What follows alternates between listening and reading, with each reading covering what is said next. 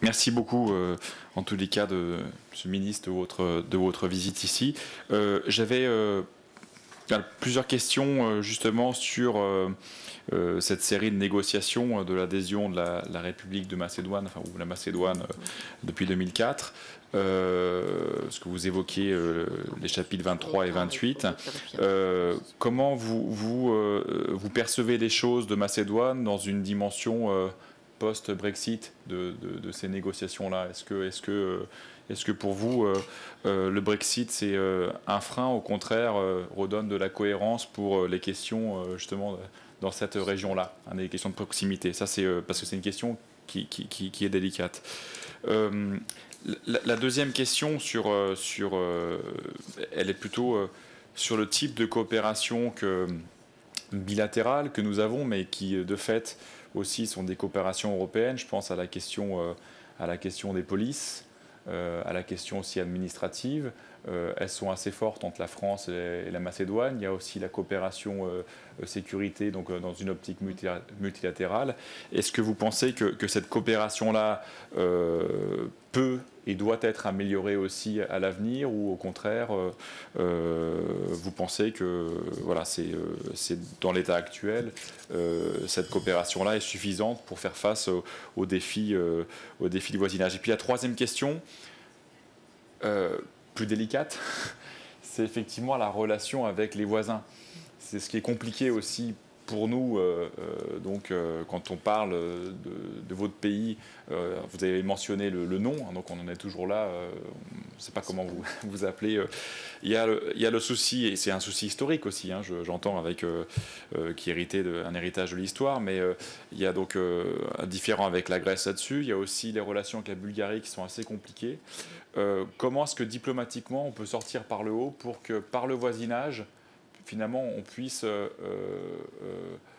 étayer aussi votre candidature à l'Union européenne de ce point de vue-là, par ce voisinage? Comment éclaircir ces positions-là? Merci. Voilà, c'est sur la même fibre. Effectivement, c'est bien à nous on ne va pas ici donner des conseils, mais en même temps, on voit que cette question des réfugiés, elle est centrale pour la définition même de l'Europe.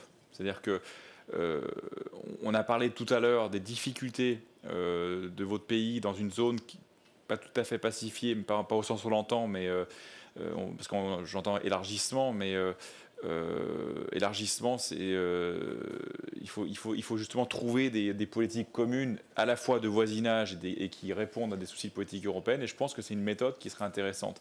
Et c'est vrai que moi je rebondis sur la question de ma collègue, parce que à la limite, on peut repousser éternellement, soit sur l'Union européenne, soit sur les voisins. Bon, nous avons aussi des difficultés qui sont compliquées lorsqu'on prend la situation de Calais. Mais je pense que dans tous ces points sensibles de passage, de migration, le traitement que les États pourraient faire aussi, si je puis dire, leur capacité à finalement à faire en sorte que les choses se passent le mieux possible, pourrait être un argument pour entrer dans l'Union européenne. Enfin, je pense que c'est comme ça qu'il faut le faire. Alors d'ailleurs, la France le sait, puisqu'elle a lancé, comme vous savez, un prix, depuis longtemps, un prix de la République française des droits de l'homme, hein, avec la commission consultative des droits de l'homme, qui chaque année, hein, donc 37 ans, ça va être après-demain la date limite. Et cette année, la question justement du traitement des réfugiés est principale. Donc je pense que ça serait vraiment quelque chose, qui nous toucherait en plus, parce qu'on pourrait montrer que ce n'est pas simplement que certains pays ou certains gros pays qui vont pouvoir faire des effets d'annonce, mais qu'on a aussi d'autres pays qui sont confrontés à ces situations concrètes et qui peuvent aussi apporter des solutions. Ça nous ferait du bien, hein, dans ce sens-là. Et puis la dernière question, c'est peut-être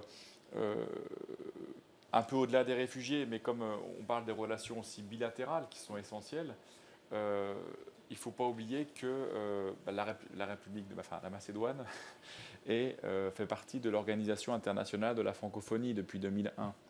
Et que dans dans l'organisation de la francophonie politique, depuis le début des années 2000, il y a notamment le sommet de Beyrouth, la question justement des droits de l'homme, d'amélioration de la gouvernance, etc. Donc on retrouve des mêmes objectifs communs qu'on pourrait renforcer, puisqu'on parle beaucoup sécurité, on parle beaucoup migration.